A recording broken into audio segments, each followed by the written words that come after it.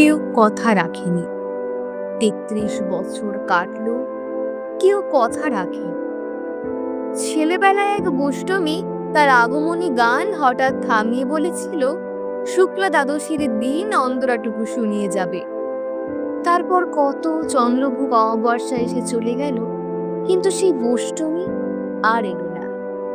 ২৫ বছর প্রতীক্ষায় আছি।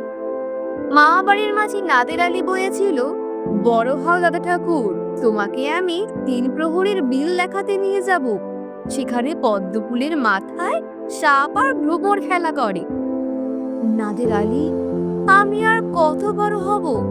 আমার মাথা এ ঘরের ছাদ পুড়ে আকাশ স্পর্শ করলে তবে তুমি আমাকে ৩ প্রহরীর বিল দেখাতে নিয়ে যাবে? একটাও রয়্যাল গুলি কিনতে পারেনি কখনো। লাঠি লজেন্স দেখিয়ে দেখিয়ে চুষেছে লস্কর বাড়ির ছেলেরা। ভিকারির মতো চৌধুরীদের গেটে দাঁড়িয়ে দেখেছি ভেতরে রাস উৎসব। বিরল রঙের ধারার মতো সুবর্ণ কঙ্কন পরা ফর্সা রমণীরা কত রকম আমোদে হেসেছে।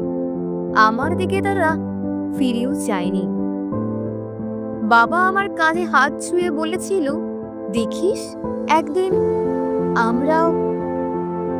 বাবা এখন অন্ধ। আমাদের দেখা হয়নি কিছুই। সেই রয়্যালগুলি, সেই লাঠি লজেস, সেই রাস উৎসব আমায় কেউ ফিরিয়ে দেবে না।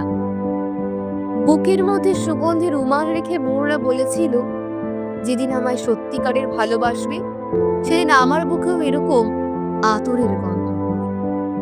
ভালোবাসার জন্য আমি হাতের মুঠোয় প্রাণ নিয়েছি। দুরন্ত শাড়ির চোখে বেঁধেছি লাল কাপড়। বিশ্ব সংসার তন্ন তন্ন করে খুঁজে এনেছি ১০৮টা নীল পদ্ম। তবুও কথা রাখিনি বলো না। এখন তার বুকেই শুধুই মাংসের গন্ধ।